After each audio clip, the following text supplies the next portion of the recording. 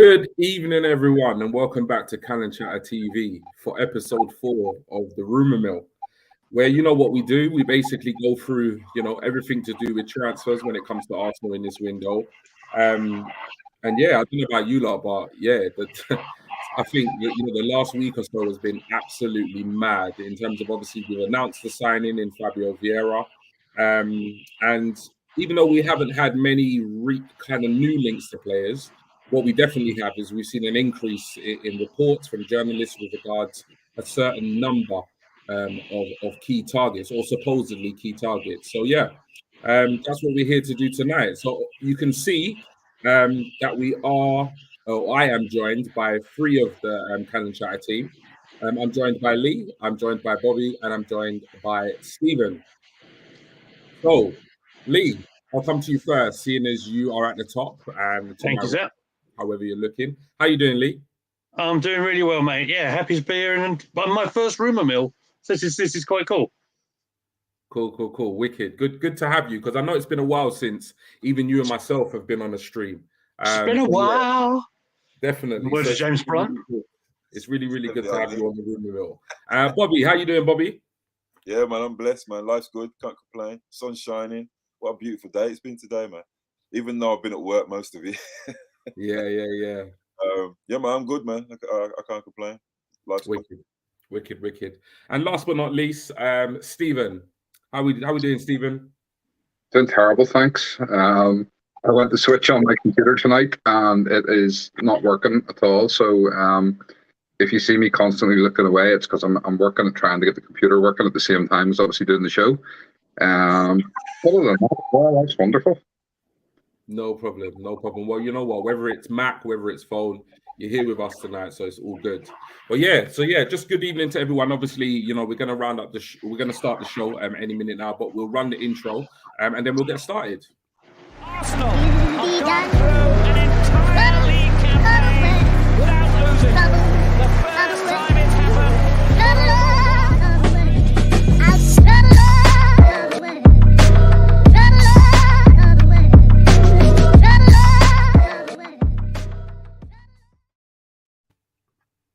Yeah, so good evening, everyone, and welcome back to Untitled Chapter TV, episode 4 of the Rumour Mill, where we're basically going to be chatting all things Arsenal in the transfer market this summer window.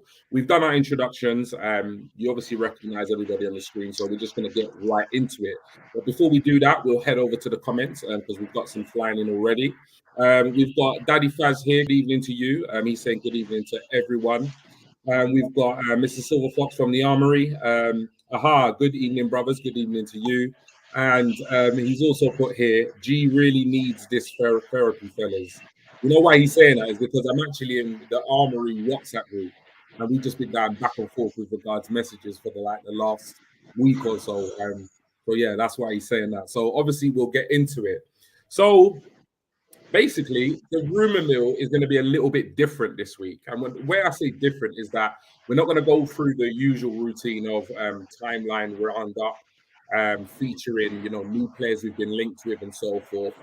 What I noticed and what I was saying to the guys, while we were off air is that since we basically announced Fabio Vieira, whenever it was, there seems to have been a reduction in terms of players or new players that we've been linked with. And what seems to have happened is it seems to be a regurgitation of information about the same players that we've been linked with day in, day out. And all of us could probably name those players off the top of our head, in a couple of seconds. So I thought we'll target those players, we'll talk about those players, and we'll talk about those potential deals. But before we get on to anything, the first obviously talking point. There's a little bit of interference. I don't know if you guys can hear it. Can you guys hear it? I heard it right at the start, but not now. Okay. I'm not sure if it's mine. I wanted to make sure it weren't mine. Can everybody hear me okay, yeah? Yeah, I can. Yeah. Cool. No problem. So, Fabio Vieira finally is a Guna. So this is a deal that literally, came out of nowhere. Absolutely nowhere. There were no previous links. There were no rumors. Basically, it broke, I think, one particular morning from, some small scale Portuguese journalist.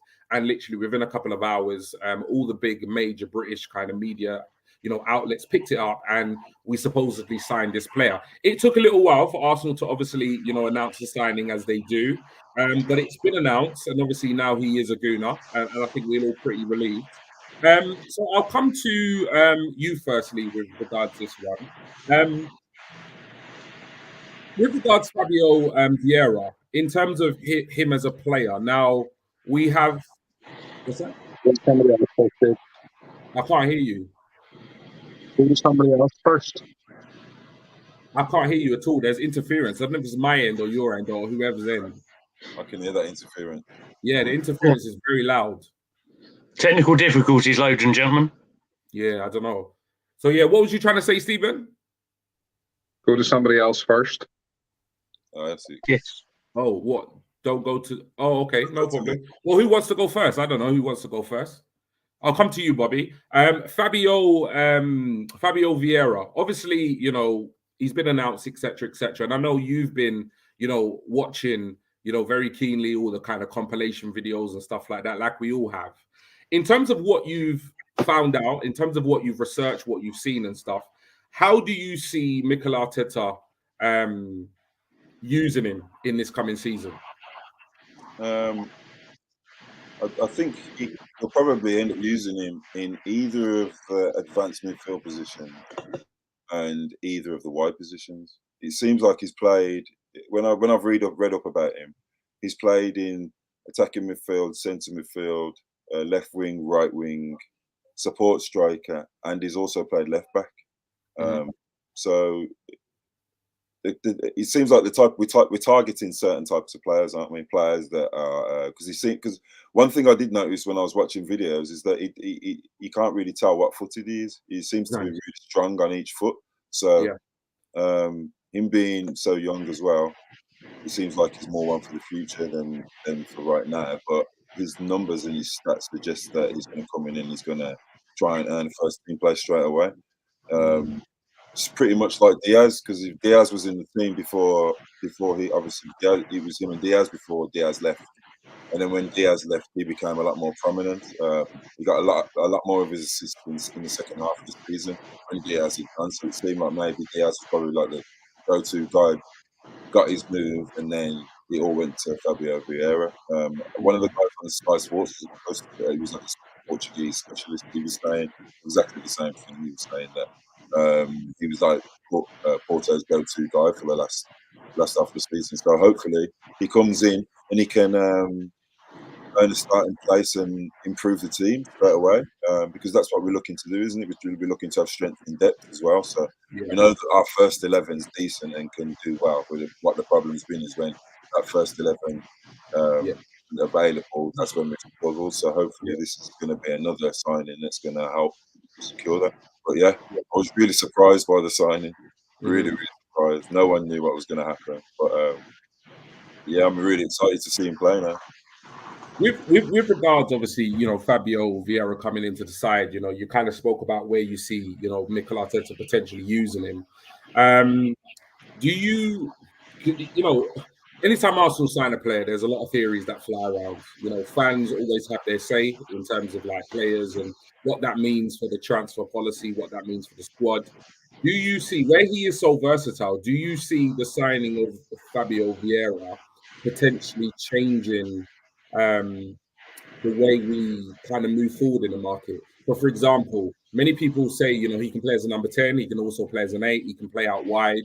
Do you see that having an impact on particularly us in bringing in new players in midfield?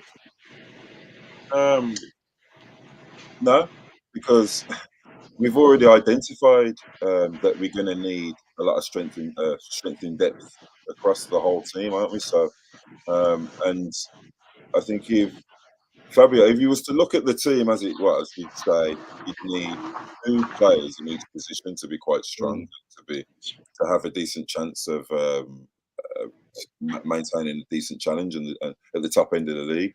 And the only way we're going to do that is if you have 2 players for every position. So I'd say when you look at Odegaard and you look at, say, Chaka and you look at Partey in midfield, you could probably say El Nani and Lokonga between them 2 can cover Partey.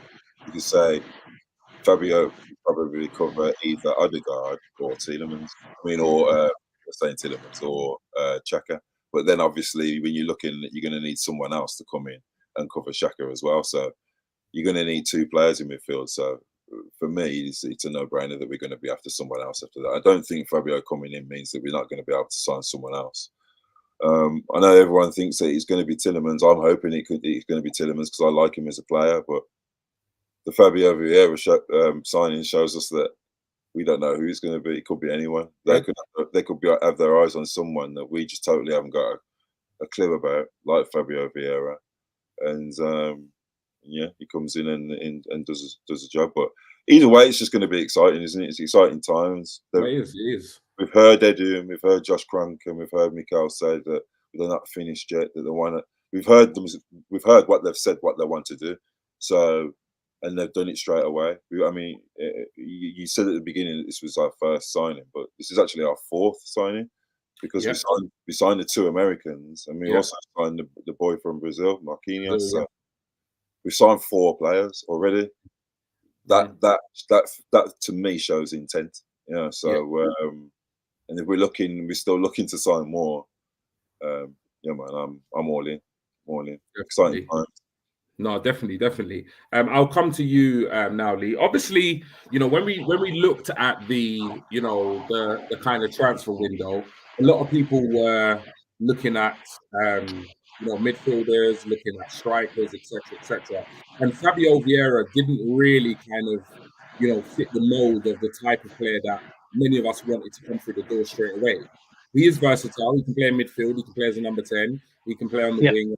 Bobby said. But in terms of the amount of money that we paid, now it's not a huge amount, but there's always a lot of talk about Arsenal having a limited budget, etc. Are you happy that the club have gone out and spent a considerable amount of money on pretty much an unknown quantity in an area that not many of us felt we desperately were in need of? Doesn't concern me at all, really. It's something that I think Arsenal have done for quite a while anyway. If they identify a player that's got potential, and if you look back to his namesake, look back to Patrick Vieira, right? He came in from the club with virtually no fanfare, really. I think even less than Fabio, right? And then he come in and was a game changer. Doesn't concern me of a big fee. We talk about Arsenal spending money. In terms of big money signings over the last summer. Yeah, we didn't pay a big amount for one big player, but do you know what? I believe we might have spent in total one of the highest amounts in the whole of the summer window. And yeah, exactly. Yeah. Bobby also made a really, really good point a bit ago about having the strength and depth. There's 2 things I wanted to add on that one is that there's the added competition. Europe will be in the Europa, so we're going to have more games. There's also the rule change. There's the 5 substitute rule now, which is going back into effect. And I think the players like we mentioned Vieira potentially, or I'm sure we'll go on in a bit, Tielemans and etc. Whoever might come in. There's all sorts of rumours. That's only going to be a good thing. Yeah, definitely. And you know what? Like, one thing I would like to add, because I was having this conversation with Robbie in our Twitter group chat. When we signed Vieira, I was happy about when we signed Trusty. I was happy when we signed Turner. I was happy when we signed Marquinhos, and I was over the moon when we signed Fabio Vieira. For me, a signing for Arsenal is always exciting, regardless of whether they come, into the club with a reputation of being, a world beater or an unknown quantity. And I think the reason why that is because I think definitely for us 3 on the screen, including Stephen and a lot of the people that watch our content, we're used to signing players that have come in with a low profile, or, people have gone, who's that?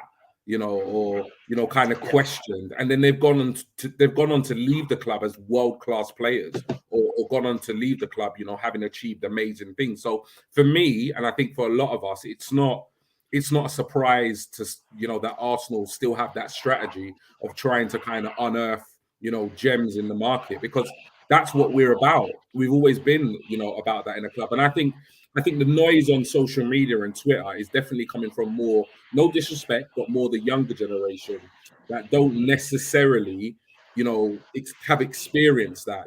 They look at the likes of City, they look at the likes of, Chelsea, and they want to buy the off-the-shelf superstar. And that's not what we've done. We've very rarely done that. I think in the whole time I've been an Arsenal fan, I can only really recall the Aubameyang signing, maybe the Ozil signing. Other than that, I find it really hard to actually remember a signing that we made that I was absolutely thinking, oh, this guy is a ready-made player, who most of them just come and they're completely unknown.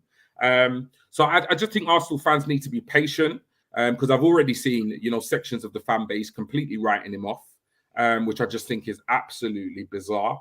But I'm excited to see him play. I'm excited to see all the new players that have come into the club play.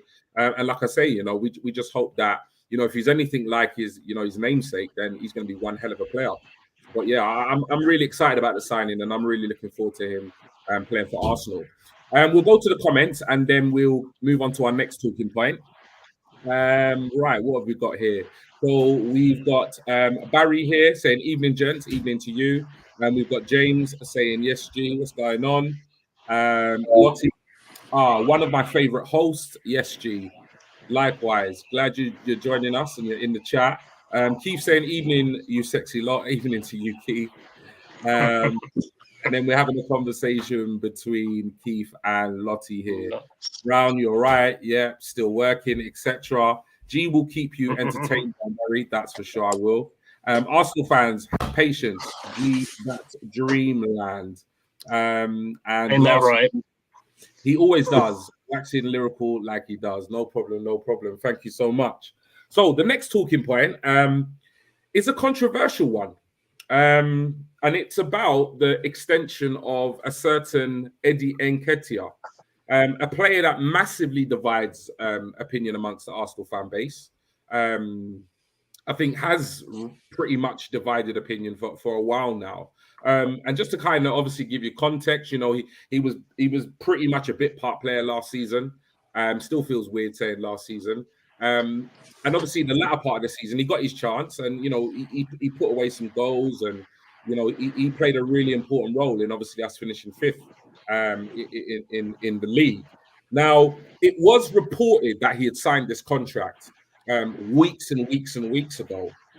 And I'm going to say outright, everybody heard me say it on the streams, I'm not going to change my stance. Had I been in the shoes of the Arsenal, hierarchy at that time, I would not have made that decision. I was quite content with Eddie leaving the club on a free, because I felt that we really needed to upgrade our striking options. Now, the decision wasn't made to do that. The decision was to extend his contract. That was kind of unofficially announced a couple of weeks ago, and there didn't seem to be much of a reaction at the time, which was weird. It kind of just went under the radar. There was a couple of whispers here and there, but nothing much. Now, the extension was actually announced a couple of days ago, however long ago it was. And I've got to be honest, I was a bit taken aback and a bit kind of just like wow. Like, I thought, no matter where you sit in terms of Eddie's future at Arsenal, whether he should have left, whether we should have kept him, I thought the news breaking a couple of weeks ago would have even the hardened fans that wanted to see the back of him would have maybe softened their approach and kind of got round to the idea, because that's what I did. Even though I wanted him gone, I came to terms with the fact that the club had extended his contract. So when it was announced, I was expecting it. I'd already come to terms with it, and I thought, yeah, he's going to be in the squad, etc., etc. But that's not what happened. It was very, very tasty on Twitter for a good, kind of 6 to 12 hours with regards to the Eddie Nketiah news. So I know this massively divides opinion. Please do let us know what your thoughts are in the chat. And I'm going to come to you all individually with this one, because I think this is a really big talking point. And also, I think it's going to divide opinion on this panel also. I just have that sneaky feeling. So I'm going to come to... Oh, God, who do I come to first? Because they all just look... They all just look ready to go. Stephen first. Right. So I'll come to you first, Stephen. Eddie Nketiah, 5-year contract. Let me know your thoughts. My thoughts are, he signed a 5-year contract. Can we sell him now and get some money? Okay. Elaborate. Do you know what? So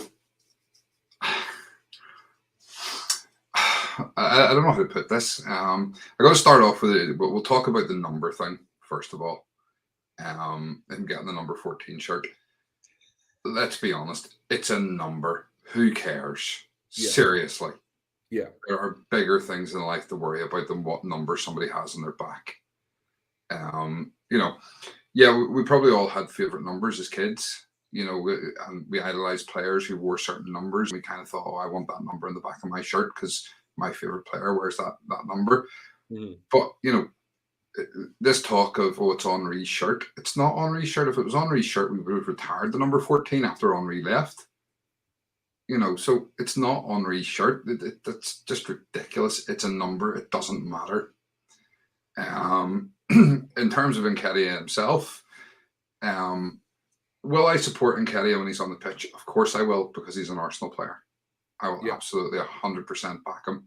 Same way as, whilst I can't stand 34, I back him when he's on the pitch. You know, and that's how it is. That's what you do. It doesn't mean that you can't have an opinion, you know, and you can't be. I've seen an awful lot of people, you know, the fan base is going to such extremes at the minute that you're either over the top, Arsenal in, and overly positive and everything's wonderful, or you're ultra negative. There doesn't seem to be any middle ground. You don't seem to be able to have an opinion whereby you can say, yes, I support the player, but no, I don't think they're good enough. You know, it seems to be very much it's polar opposites or nothing. For me, honestly, I said it last season, I don't think Nketiah is good enough. We said it all season. You and I both, G, were very vocal in this, that we said Nketiah is not good enough. And all of a sudden, he plays 7 games at the end of the season, scores 5 goals. To be fair, he only actually scored in 3 games. And, you know, I heard, I watched Leeds thing that he put out, was it last night or the night before? His piece on, obviously, Nketiah. And you can make stats read however you want. You know, you can make it read that he scored 5 goals in 7 games. You can make it read that he scored 5 goals in 21 games this season in the Premier League. You can make it read that, you know, he's only scored something like 10 Premier League goals in 23 years. You can literally make stats ridiculous however you wish to make them. For me, though, he's not clinical enough. That's my personal opinion. I wouldn't have given him a new contract. I'm not confident going into the new season if he's the backup striker. I don't think, because this thing of, you know, if he gets a run of games, he can show what he can do, but he's not going to get the run of games because he's going to be the backup striker. He's not going to be on all the time. And saying that, you know, oh, well, he showed what he can do when he gets to play a number of games in a row. Well, do you know what? I remember a time when Smith Rowe came off the bench and scored in 3 games in a row. So how come Smith Rowe, a midfielder, can come off the bench and score in 3 games in a row? And Eddie Nketiah, a professional striker, can't do it. You know, so it's one of them ones. For me personally, no, I'm not overly excited about the fact that Nketiah is dead. I think realistically, yeah, you can. I think next summer he'll be sold. I think we'll, you know, and I hope he proves me wrong, but I think next summer we'll see that he hasn't been good enough, and we'll sell him. Okay, quickly before I move on to somebody else, I've got 2 questions for you because obviously I'm the host, so I'm gonna have to put questions to you. So 2 things. First thing, when you look at the squad that we have, you know, going into this window, and if you actually look at the squad, you know, from a realistic perspective, there is a lot of work to be done in terms of outgoings and incomings. So one, can you not see how tying down Eddie Nketiah as a squad player, as a backup striker, to not having to look for 2, 3 additional strikers Do you not see the logic in that, and maybe addressing that striker issue if he doesn't do well in a later window? That's one. And two, You're making all my points. and two, you know, is it good business to allow, you know, a player of his ability to walk out the club for free? Okay, so first of all, no, it's not good business to let him walk out for free, but that's why we should have sold him last summer. But that's what I'm saying. You know, at least now we can get some money for him when we do eventually sell him, and we will. Mark my words, and you can snip this and keep it. We will sell him. He will not see 5 years at this club. That's why we give him the deal, don't you? In terms of what you're saying about, you know, the backup striker and stuff like that, well, what do you want from your backup striker? You want someone who can come into the team and get you goals. Now, if he needs a run of games before he's going to get you goals, he's not much of a backup striker. You need someone who can come off the bench and be a goal threat in every game when he comes off. So for me, it's not a solid backup striker if he has to have a run of games. And you can, you know, people are very quick to say, oh, you know, Pepe hasn't cut it, Pepe hasn't done enough. But Pepe's got more goals than Eddie Nketiah has. And yet, you know, we're not prepared to say, well, he needs a run of games. It's just, no, you know, he's not been good enough. Well, what's the difference? Okay, no problem.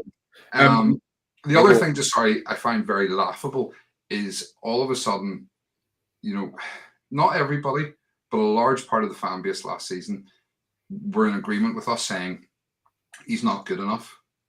He scored 5 Premier League goals last season, which is the most he's ever scored in a season. He scored 10 goals in total, which is the most he's ever scored in a season. And all of a sudden he gets a contract, you know, a new contract. And I'm seeing people coming out with Eddie's going to win the Golden Boot next season. Yeah. Let's be realistic. If he hits 15 goals next season, he'll be doing well. Yeah. No problem. Lee, I'll come to you last because we got your view with regards to that video. I'm going to come to you, obviously, to just summarize, but I'll come to you now, Bobby. Eddie Nketiah, you know, obviously, what did you make of the deal? How do you feel about it? And yeah, just talk to me about all things Eddie. I'll be honest, I was in the same camp. I wanted Eddie gone from a very, very long time ago. I don't think he's good enough to be a main striker. If you got a striker at your club, he's got to have visions of being the main striker, and I never ever believed that Eddie would be able to be that for us. So I wanted him gone. But then when we didn't get rid of him last summer, but then we kept people like Aubameyang and Lacazette, in this new Arsenal that we're building, young, energetic, kind of the boys from Highlands, he fits more Mikel Arteta than Lacazette and Aubameyang. So now I'm looking at a bigger picture where Eddie Nketiah is concerned, because also I follow him on social media and I kind of look at him as a person, not just as a football player, as the striker for Arsenal. And I think, is that what kind of character would I rather at my football club? Would I rather a character like him, or would I rather a character like Aubameyang? And I'd rather a character like him if he was our backup striker. The fact that he's young and he's come from our academy means that he can get better. And he was always a goal threat in every single game that he played from when he got into the team. I think the fact that Lacazette was so poor in front of goal was the reason why Eddie Nketiah got the deal, because that's why he got the run of games. That's why he got the run of games, yeah. Because if Lacazette had scored 30 goals last season, it would have probably been him who got the deal. You know, so it's all relative, isn't it?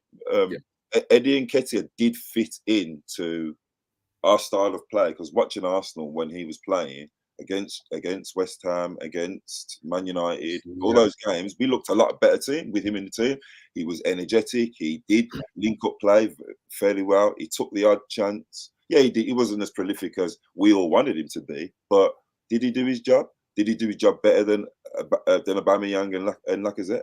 He probably did, didn't he? So, to be my backup striker for next season, I've got absolutely no problem with it, because he's a good character. He seems like a good kid. He seems, you know, he's England under-21 record scorer. He's never really had a run of games for Arsenal. He has had a run of games in cup competitions in Europe, and he's always scored. He's always in the capital. That's why everyone's always called him the Capital One striker, because Carabao Cup, doesn't he? So I'm not against it. I wasn't. Initially, I was against him getting a deal, but then after seeing the run of games and after seeing what Mikel Arteta's building, I think Mikel Arteta will probably get a tune out of this boy. Probably elevate him a little bit more than what he actually is. Because I looked at Cedric. I didn't really want Cedric when he signed Cedric. Then last season, I started to think, actually, you're not that bad. Holding comes on and does a job. I never wanted Holding, but now I'm actually thinking, as a backup centre-back, you're not that bad. So I'm kind of looking at him in exactly the same way. And I think that's to do with what they're a part of, more so than them as an actual individual. Because what they were a part of before was a very disjointed club. And now it seems like we've got direction. We're buying young players that are like that. We've give players like Emil Smith-Rowe the 10 and Saka the 7. Players who have been raised up in Arsenal. So what's wrong with giving Eddie Nketiah Thierry Henry's number? And he might actually get something out of him. You know, you might feel like I'm wearing Henry's number. I might got to prove something. So I'll be honest, I've never been his biggest fan, and also a bit like Xhaka, because of all the stick he got, I became his fan. I became kind of. I almost thought you, but you know, G, because we've been talking for the last season. I defend him a lot, even though I'm not his biggest fan, and even though he frustrates me a lot in games because like 2 chances he had against. You kind of feel like somebody's got her. Do you know what I mean? Yeah. Because I feel you got to look at the bigger picture sometimes with these guys. It's just like Xhaka. Xhaka would not be my first pick if I had 50 million. I wanted to go and buy a centre midfielder, but I see what he does for us. You know, so. That's what you got to look at. Sometimes you got to look at the bigger picture when we're looking at this beautiful game that we love. You know what I'm saying? It's not all about getting the right things, because sometimes when we get that right player, it doesn't do what. Well, it's you know what I mean. It's you know what I mean. Both points are really, really valid. Like I say, I share a lot of both of what you said. Because just kind of touching on what you just said then, because you know you can go out into the market and you can buy that striker off the shelf, and look how that's worked for Chelsea with Lukaku. You know, Timo Werner, you know, even when have they bought a striker that works? Fernando Torres, so it doesn't always guarantee success, you know. Exactly. So I'll come to you, Lee. Obviously we've got, you know, in a way, like obviously, you know, Stephen's opinion is quite strong in terms of Eddie. I know Bobby shares a lot of that opinion in terms of Eddie not being good enough, but as somewhat kind of similar to me, kind of come to terms with the idea of him staying. In terms of your opinion, what are your thoughts about the Eddie Nketiah contract extension? Right. So I pretty much made it clear on the video on Monday that I've been a big fan of Eddie's work, and this is what's going to, you know, we all have our different opinions. That was the point I was trying to make. Go for it. And you know, when he came into the side, he for me looked like he had a point to prove to Arteta, to the fans, to everybody. He took chances when he needed to, I feel, and I think with him up front, I think we looked better. I think we looked more mobile. Particularly, if I think back to the Chelsea game where he's latched onto a poor pass and he scored the goal. If Lacazette was up in that, would he have got that run of pace? No, I don't think he would have done. I don't think Lacazette had that mobility. Eddie does, and I think Eddie's got that. He's still got potential. I think he's still got more to give. I think he's still got what's the right word? He's not the finished product like you're talking about. You could easily, I say easily. This is Arsenal. You could go to the transfer market. You could pluck someone from whoever, and he's there, and you know automatically will score goals. I think Eddie's got the potential. He's got the tools to become that prolific striker, and you can give me stick for it if you want to. I don't care. It makes good viewing. It's all about opinion. Exactly. Yeah, no, it's all about opinion. And if you look at it, with Aubameyang long gone, with Lacazette gone back to Lyon, as it stands with no other deals in play, we are have a striker. Absolutely strikerless. Absolutely, other than the Eddie and the really young guys that have not come in. So you know, I think that pretty much sums how I feel up. And as I said at the end of the video, if it doesn't go to plan, we can sell him. At least we're protecting an investment, and he may well move on in next summer window if it doesn't go to plan for him. It's all about Eddie, his career, and what he wants to do with it. No worries. Thank you for that. And you know what? I think all of you make absolutely brilliant points. And I don't think there's, you know, with like with any opinion, the fact that you can voice your opinion and bring some rationale to the argument. There's no right or wrong opinion here. You know, I can see a lot of, you know, common sense in everything you've said, all three of you, because I share the opinion with Stephen. I don't think he's good enough. Also, Bobby said that he's felt like that, you know, previously in the past. However, I do also think that, you know, there is a lot of rationale in keeping him in terms of obviously potentially selling him in the future, because I do agree with Stephen. I do think we will eventually sell him. I don't think he's going to see out the 5 years at the club. But I'm also aware of, you know, what is being built, how long it might potentially take. And I've said it previously, I think the striker market's poor. I think there are a lot of strikers out there with inflated prices that aren't even that much better than Eddie. But we would have to go out there and still cough up 20, 30, 40 million for a bang average striker. So I can see the sense in everything, you know, everybody's saying in terms of Eddie. But, you know, bottom line is the club made the decision. He signed the 5-year contract. And you know what? All opinions aside, I'm happy for him as an individual. And I hope that just one of the tweets I put up, I said I didn't massively agree with it. It wouldn't have been something I did. But you know what? I'm happy for the lad. But also, I just hope that he now repays the faith that's been shown in him by the likes of, you know, Mikel, Edu, and the club. And like, if it doesn't work out, then like you've all said, you know, we can just, you know, end up selling him and making a profit.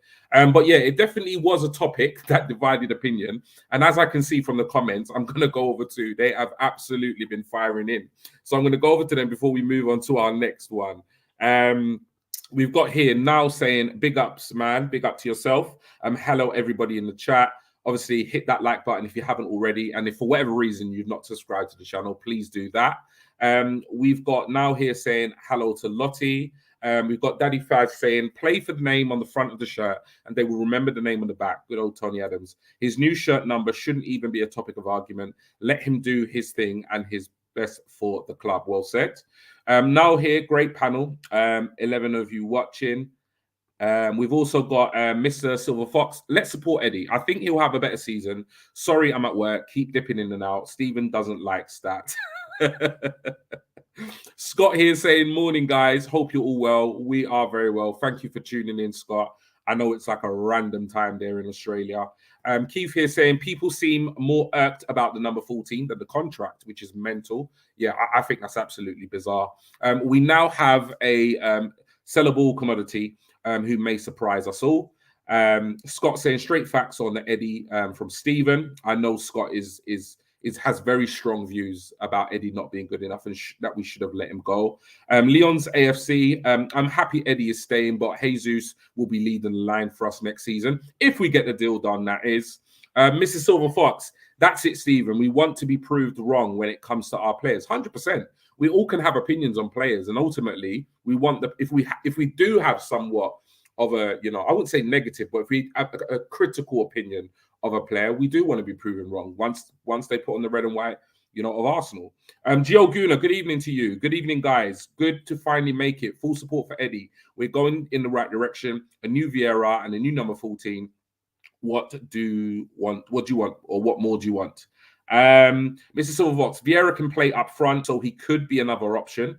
Okay, I've not seen him play up front or heard he can. I know he can play kind of inside forward, like left and right, but I'm not sure if he can play through the middle. I'll have to check that out. Scott Berg saying, you also want your backup striker to pressure your starting striker. Jesus won't even look over his shoulder at Eddie. That's a yeah. Well, that's a fair point. Bobby, absolute fire from what you're saying. Gio Guna saying he felt that he is trusted towards the end of the season. That helped Eddie a lot. Daddy Fads, we still have Balogun. Mr. Silver Fox, well summed up by Lee. Big Mikes, big up Big Mikes. Big up lads. Thank you for joining and tuning in tonight.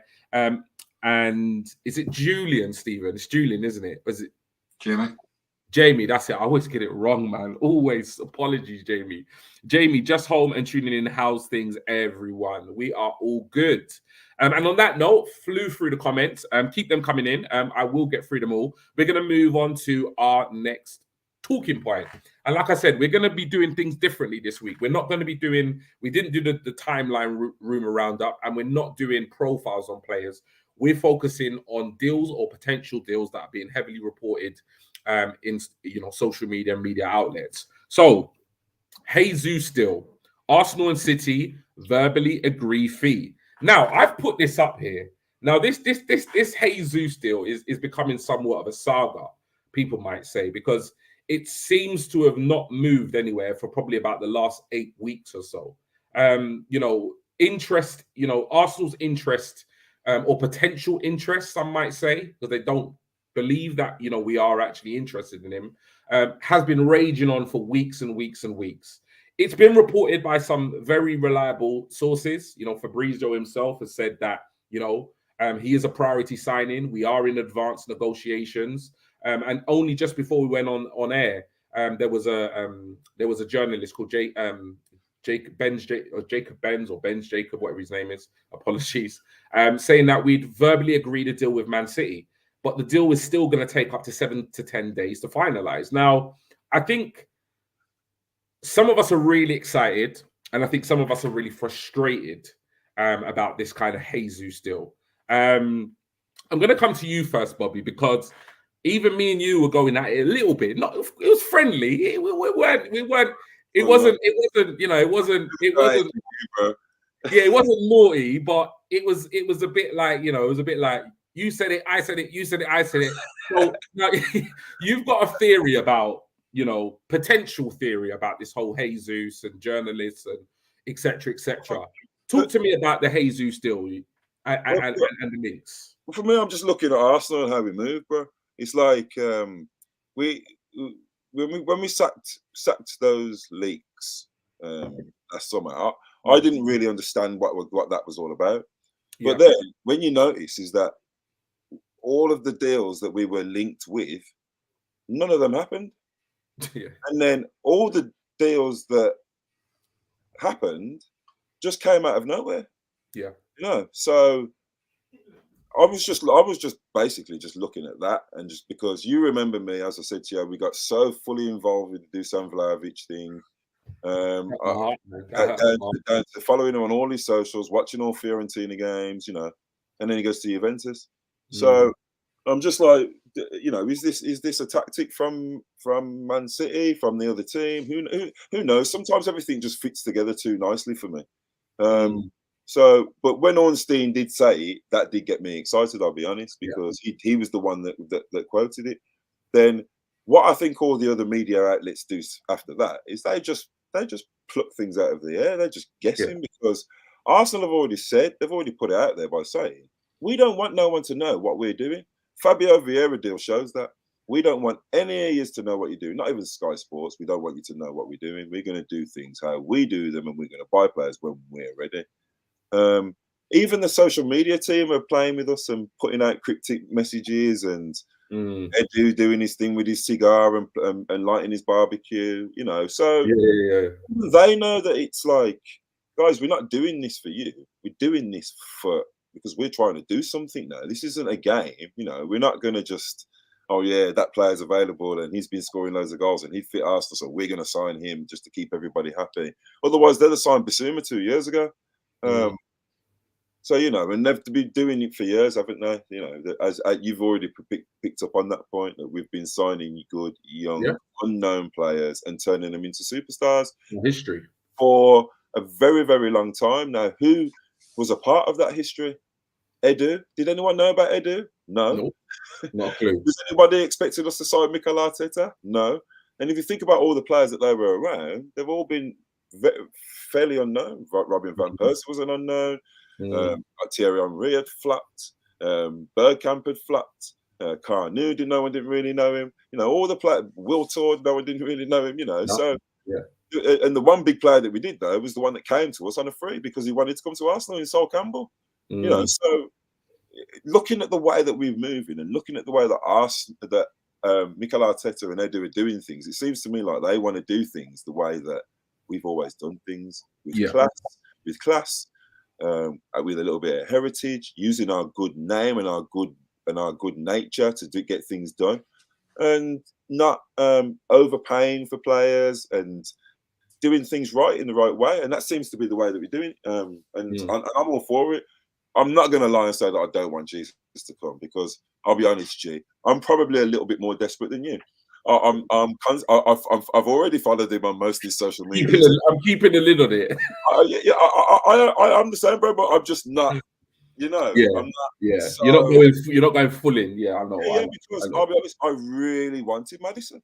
I really wanted Maddison.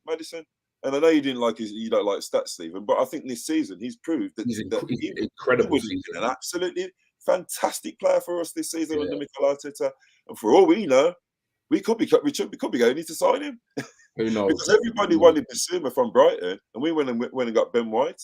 Everybody wants Tielemans from Leicester. You never know, we might just go and buy Maddison. So I'm just gonna chill out with it and keep my fingers crossed. I've not been disappointed with an Arsenal signing. The only one I've been disappointed with in the last 8 was Nuno Tavares. And even with him, he's young, and we only paid 7 million for him. So that's not really going to kill us. And he can improve, and we can actually earn money on him as well.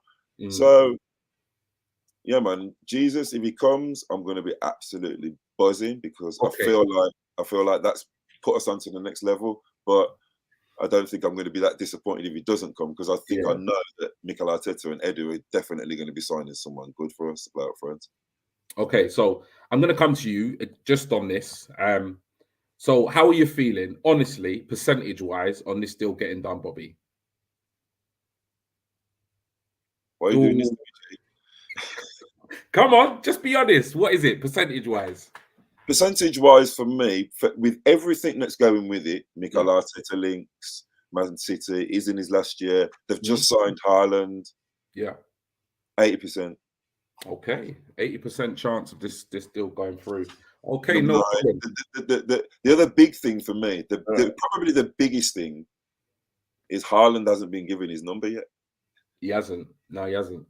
And then I start to look at all the other teams. No one can afford anyone. No one's got any money. Arsenal, we're going around all clubs throwing money at them, saying, we'll give you money because we've got cash. We got cash. We're ready. Come on. Other teams are trying to pay buy one get one free, and play on Klarna. Can I play now? Can I have him now and pay you 20 million? Yeah. And we're just going in there with our cash, So, yeah, man. 80%. No problem. Stephen, I'm going to come to you now. Do you believe the hype surrounding this deal? And does this deal get done? Do you know what? It's been dragging on for so long now. I mean, it's the worst kept secret in the world that we're interested in him. One day you read it, it's done. The next, it's almost done. The next, the bids have been turned down. We're close to Jesus. I mean, at this point, if we get any closer to Jesus, we're going to be sitting in God's lap. It's ridiculous. I don't know. I wanted to get done. We needed to get done. We need the players. As I sort of said to you the other day, at the minute, for all what we see as good work in bringing in Marquinhos, Fabio Vieira, we've got Turner coming in. We've signed Trusty, and we're loaning him back out, I'm sure. The reality is, at the minute, we haven't strengthened anywhere where we've cried out all season that we need to strengthen, which is primarily up top and sort of that. But you could argue that Fabio Vieira can play that left centre midfield role, but I don't necessarily know that that's what he's been bought for. So for me, we haven't really strengthened the areas we need to strengthen. And at the minute, we're going into next season, and as I sort of jokingly said to you a couple of times the last couple of days, with hopes and dreams up front. And that's kind of where we're at. So we need to get these players done. Jesus, whatever way you pronounce it, he wouldn't be my first choice, but he is a good player, and I think under Arteta, with Arteta's style and that sort of, people say he's one of the best at the sort of high press, and that's the way Arsenal want to play. So I mean, we get him in. Hopefully, he scores some goals. And it's the only concern I have with him is, does he truly want to play as an out-and-out centre forward, or does he prefer the wing? You know, there's a lot of reports saying that, you know, like for Brazil and stuff, he said he'd prefer to play out wide. He didn't want to play in that sort of centre forward role, and that concerns me.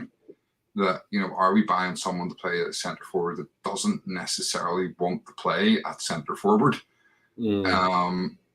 So it's a tough one, but I still think for the squad, he's definitely worth bringing in. Okay, percentage-wise, Bobby's come in with a decent 80. What's your percentage of this deal going through, Stephen? I think it's going to happen. I think it's too far down the line. I do think sort of 90%. I think it would take something pretty dramatic for it not to happen. Okay, no problem. Unless, you know, we're getting Neymar or something. Yeah, it's all been a smoke screen. Please don't know. Lee, I'm gonna come to you now. Obviously, you know, what do you make of obviously all the hype surrounding the deal? Do you think the deal's going to get done? And if we do bring in, I'll add a little extra. If we do bring in Gabriel Jesus, do you think we need to bring in an additional forward player on top of him? Yes, and yes, definitely. So I think the deal is definitely going to happen. Do I like the hype of Jesus? Yes, I do. I've always rated him when he's playing with Aguero, and I think he would have learned an awful lot working with him.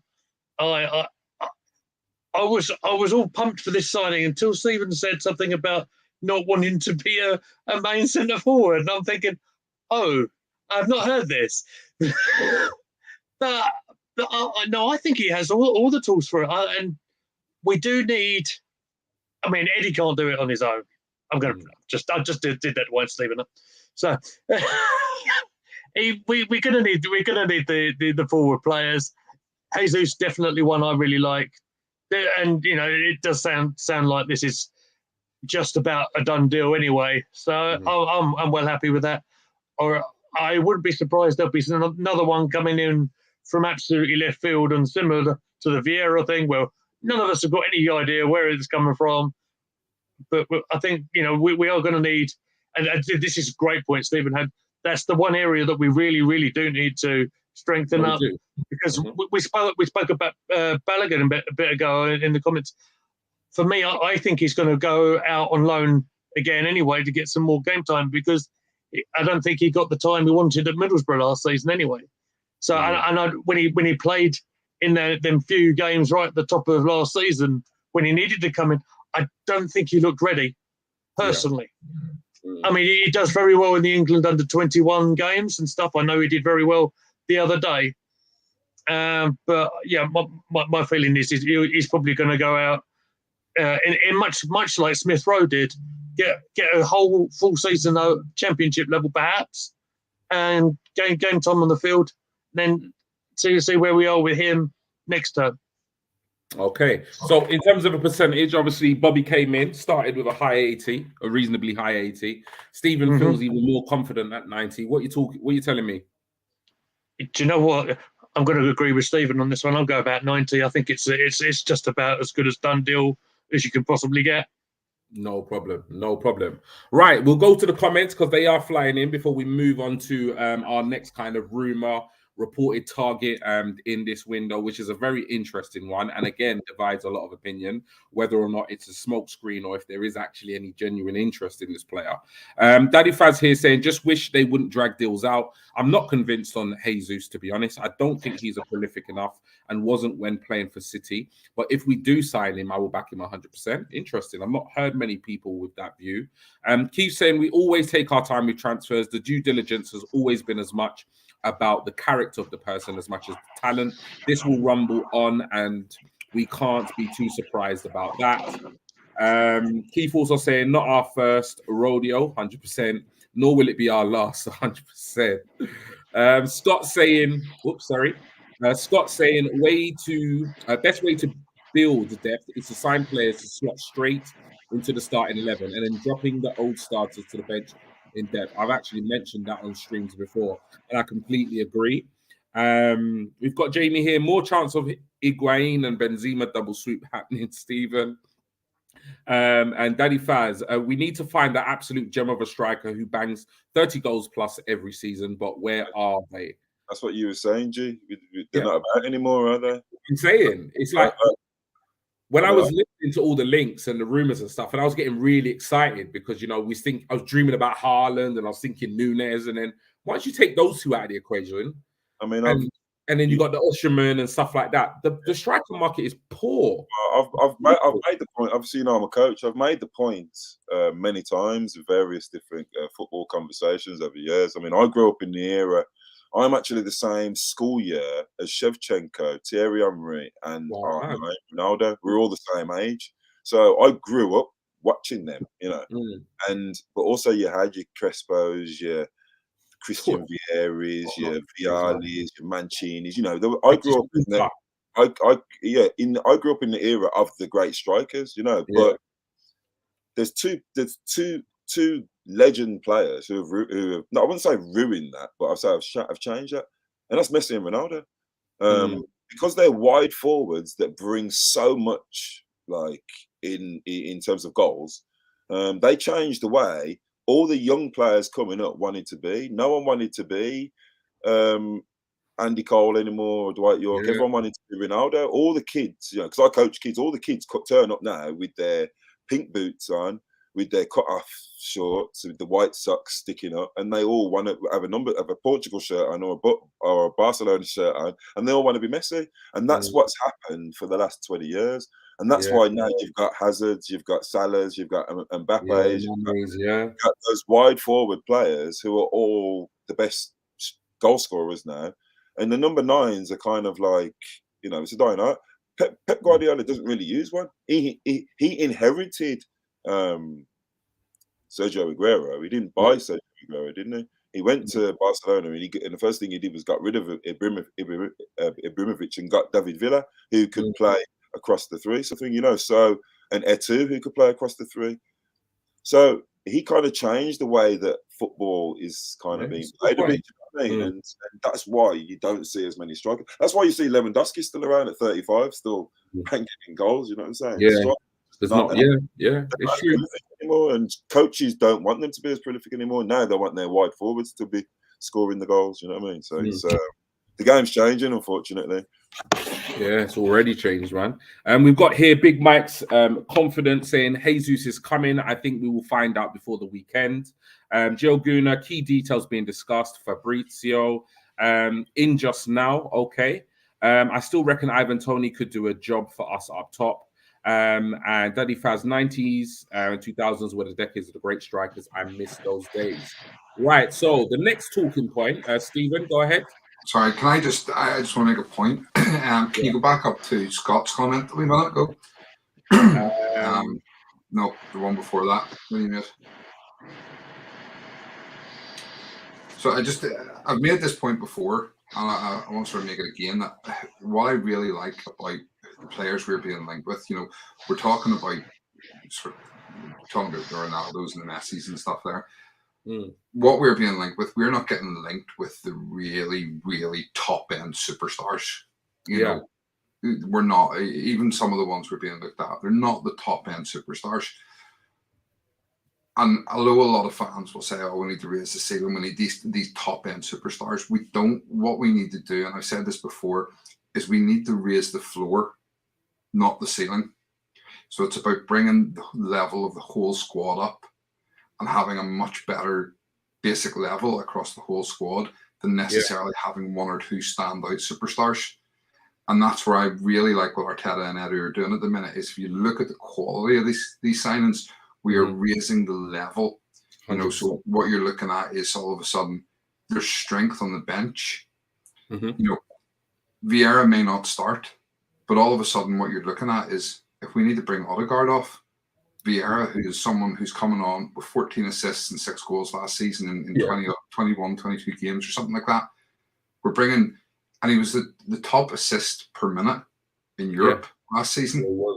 We're suddenly bringing this guy on. So we're suddenly bringing quality on to replace quality, where we've not had that option before. We've had, you look at last season, you knew every single game what the 3 subs were that Arteta was going to make. You know, he was going to bring on either Eddie or Laka, depending on who was starting. He was going to bring on Smith Rowe, and generally brought on, I'm trying to think who else it was, but there was 3 that was, you know, he basically brought on the same 3 players all season. Yeah, a couple of times it changed a bit, but it was the same because we didn't have the strength in depth. Yeah. Now all of a sudden next season we've got 5 subs, and you want to be able to swap off quality for quality. So it is, you know, I'm okay with us not necessarily getting the Haalands and things like that. You know, it's as I say, it's dreams getting players like that. But if we're getting quality that's raising the floor of our squad rather than necessarily raising the ceiling, having that stronger quality across the whole team, you know, I'm really pleased with the targets. We may not get them all, you know, and there's bound to be, well, I'm not saying there's bound to be, but I'm sure that we're going to get surprises again. You know, no one knew we were in for Vieira, so we probably will get surprised again. But do you know what? If the quality of the surprises is like Vieira, I'm all for it. Yeah. Spot on. Daddy Faz saying here, I mentioned Lewandowski a few weeks back. Would guys still not take him? Yeah, I remember us having this conversation actually, Bobby. All day long, Daddy Faz. Lewandowski, come on, mate. Yeah, crazy. Scott here saying I'd trade half our squad for Lua. But as Edu said, we're 100% committed to youth. No chance, unfortunately. And Jamie saying 5 subs next season, isn't it? Yes, that is 5 subs next season. So next talking point, another one which, you know, massively splits opinion. You know, is it a smoke screen? You know, are we genuinely interested? Are agents just using the Arsenal name to, you know, drive up the price, drive up the wages? But we've also reportedly made a bid, which has been rejected, and supposedly going in again for this player. So the next talking point is Leeds have rejected bid from Arsenal for Rafinha. Second bid incoming. So Rafinha, obviously Leeds winger, we all know, Brazilian, you know, really kind of high profile player. He's got 2 years left on his contract, so is running down, will be out of contract in 2024. He's not going to sign a new contract. That's kind of, you know, widely being speculated and reported. All the kind of, some really kind of reliable journalists have put out there that there is firm interest from Arsenal. We have made a bid, which was somewhat below the value that Leeds value him at.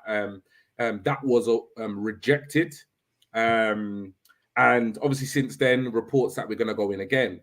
Now, we're in competition, some will say, with the likes of Chelsea. Some will say with the likes of Barcelona. But there's a lots of rumours also about Barcelona pulling out from this potential race for the fact that Dembele is going to be signing a new contract.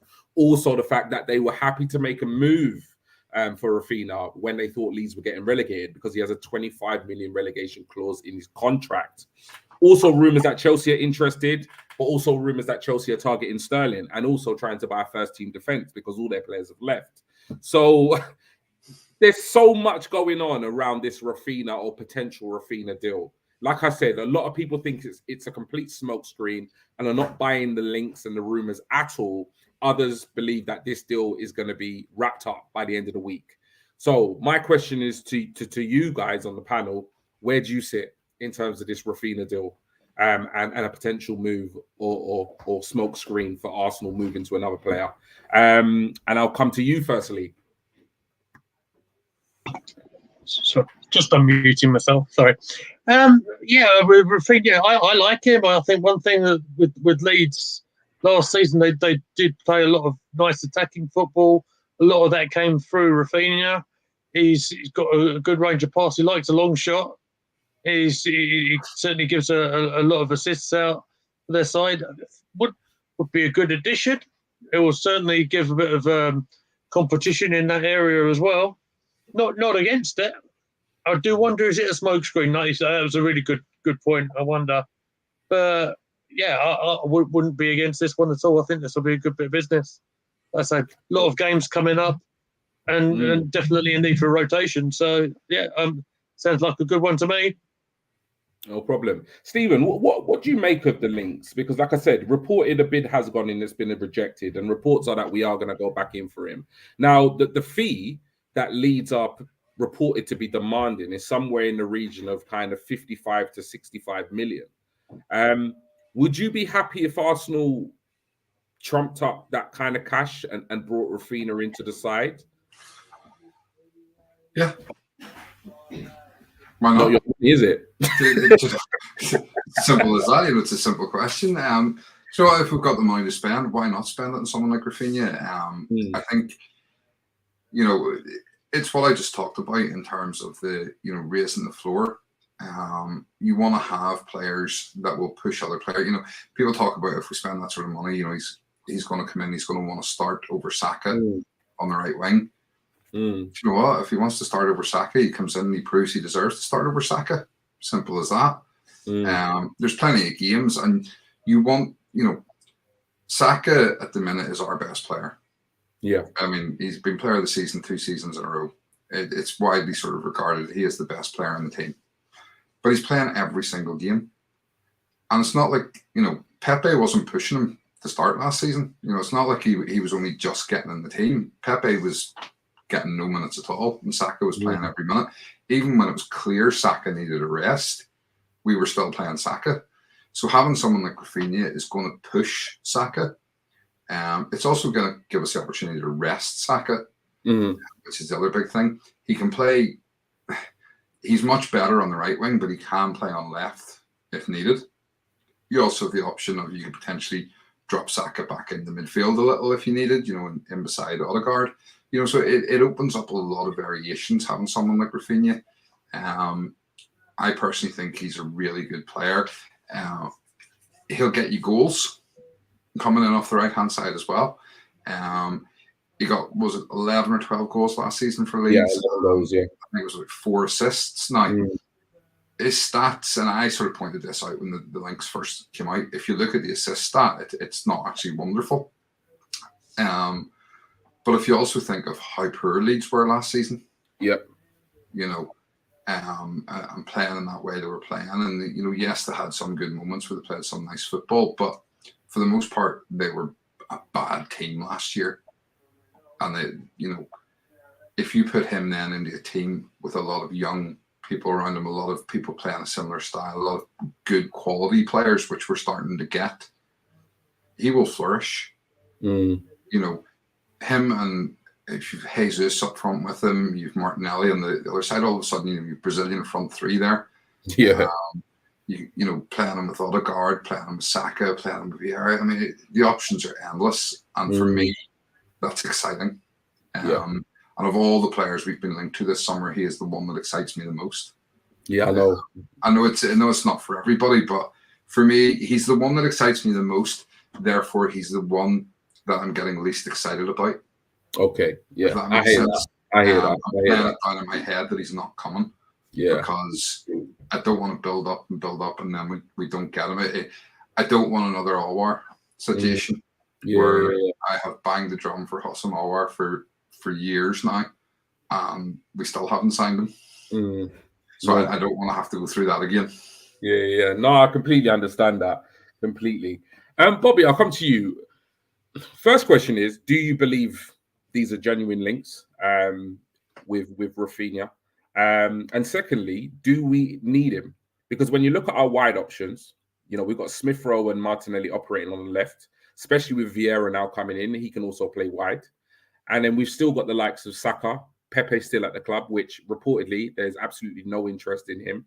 And we've gone inside another predominantly right-sided player in Marquinhos. So do you... Are you buying these links with Rafinha?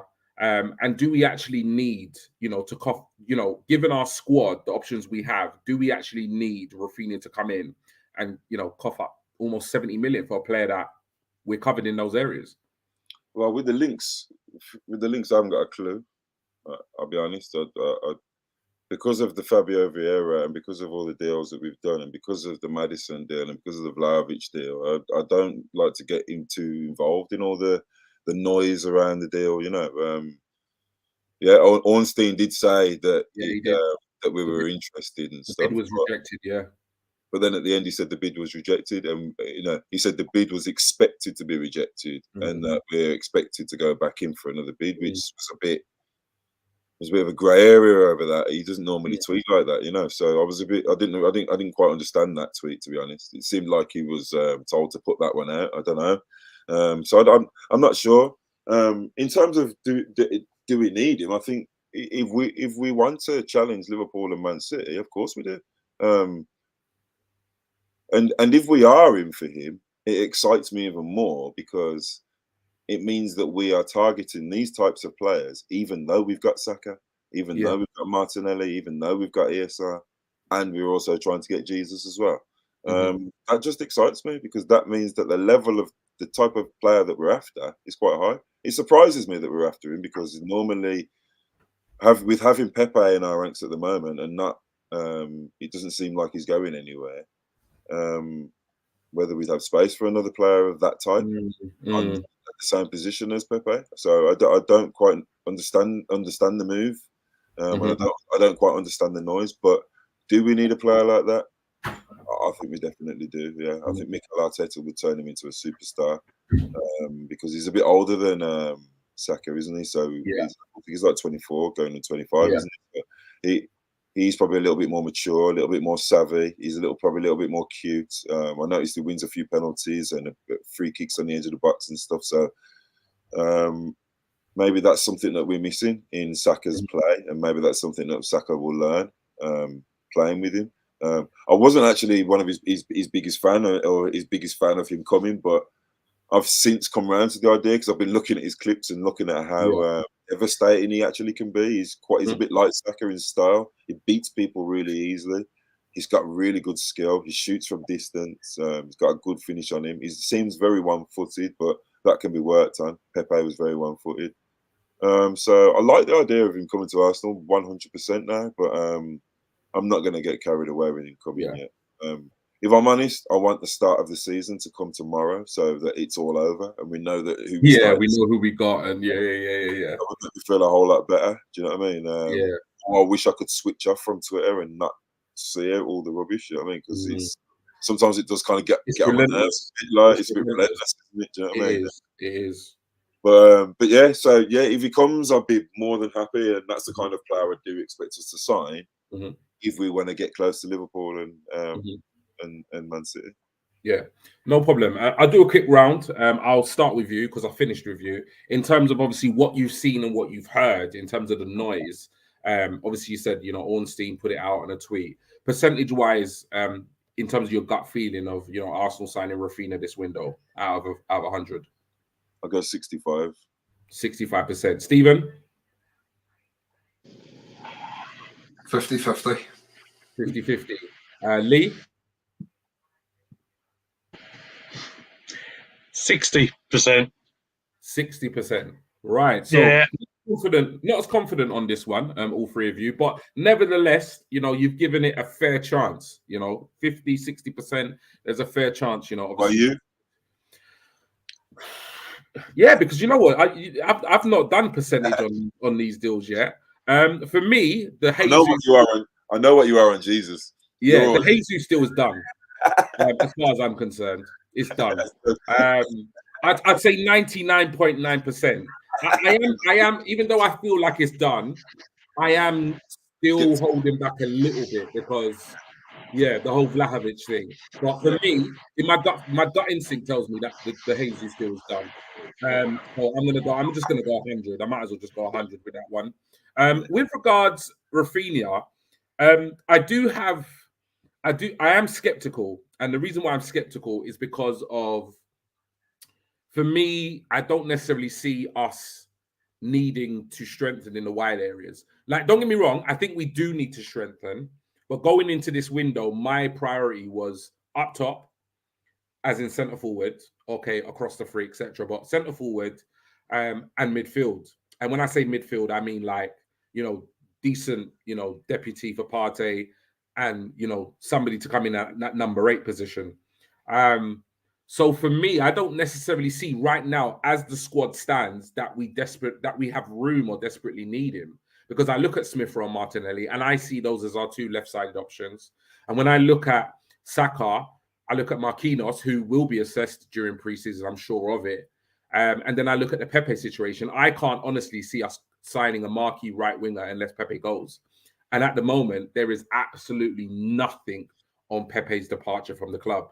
So that's what makes me have my reservations. But what makes me feel confident about the deal is that Ornstein has reported it. Fab has reported the interest. A bid has been supposedly put in, rejected. So that kind of makes me feel like, yeah. And, we are building somewhat of a, Brazilian contingent, at the club. So Barcelona, who I think is his preferred destination, they got no money, and basically have pulled out, unofficially pulled out of the deal. Chelsea, I can't see him going to Chelsea. Spurs don't have a chance, or Scooby-Doo, of getting that deal done, in my opinion. So for that reason, I'm gonna go with an 80%. I think there's a very, very strong chance that we're going to get Rafinha and Jesus. I think if we get Jesus, I think the deal's done for Rafinha. I think he'll come. Honestly, I do. I feel confident about these two deals. I really do. So hopefully we get them over the line. Quick question, G. Just one point. Not so much for yourself, because I know your answer. But I've seen you having the conversation with someone today on Twitter. And I'd seen a couple of people sort of commenting and making, tweeting the same sort of thing. So Bobby and Lee, Gnabry or Rafinha, one or other. Bobby? So, for me? Yeah. For me, I'd take Gnabry. Okay. Why? Two-footed. I just prefer him. I'm not his biggest fan as well, either, but I think that with that Arsenal connection, the fact he played with Miguel, slightly more experienced at a high level in the Champions League. I just prefer him, play him left or right, and you can play Rafinha left or right, but I think Gnabry as well. I think he wants to play number 9, doesn't he? I think he probably fits Miguel more in the way that he is. And I love the way that he trolls Spurs. Lee? Do you know what? I agree with Bobby here a lot on this one. I'm a big fan of Gnabry. I've said it in here before. I really like what he does, both sides. Quick. I feel he's one that sort of got away from us a little bit. And he's absolutely flourished in his time in Germany. I'd love to take him back if we could do it. And would I take him ahead of Rafinha? Yeah, probably. Nothing. I like Rafinha as well, but yeah, for me, if I could do, I'd take an Gnabry. That's the one I'd like. Okay. But yeah, back to you, Jay. Yeah, no problem. Interesting. Daddy Faz saying, what about you two? Me, I take Rafinha. I had a conversation on Twitter earlier today, and it was a good conversation because it didn't end in like the guy, insulting me and me insulting him. So it was good. He was a bit surprised, but I just said, like, for me, he's Premier League proven. It's the fact that, like, for me, like, he's Premier League proven. And I know Gnabry played in England, but I do feel like there's certain question marks over his time in England. I tend to take what he did in the Bundesliga as a bit of a pinch of salt. Yeah, I'm a little bit the same, to be fair. Yeah, so it's like he doesn't start every week either. Yeah, and for me, I think he's not even holding down his spot at Bayern. No, I feel like at the moment his career's in a bit of a decline, and I don't know why, because I don't watch him enough and I don't know about him enough. But I just feel like in terms of the two players, if we buy Rafinha, we're buying a player on an upward trajectory, whereas Gnabry's kind of plateaued, and for whatever reason. And I'm personally not a massive fan of players returning to the club. I'm very much a that ship sailed. Did you see he got dropped from the Germany squad as well? That's what I mean. And that's his old club manager as well, because he's the old Bayern manager that's got the Germany club, and he dropped him. I just feel like there's quite a few question marks over just him and his career at the moment, and I just don't think there are those same question marks, with regards to Rafinha. The other thing is as well, I think I don't know any information on this, but I think Gnabry would come in and demand a much higher salary than Rafinha at this stage of his career. And I just fancy Rafinha in terms of like coming in and just slotting into that Arsenal team a lot easier than Gnabry. Like I say, it is a personal preference. At the same time, I said to the geezer that I was having a conversation with, look, I wouldn't say no to Gnabry. Like, do you know what I mean? If we signed him, I'm not going to be like, oh, this club is rubbish. How can they not sign Rafinha? How can they do this to me? You know, my life is over. No, obviously, I'll take Gnabry all day long.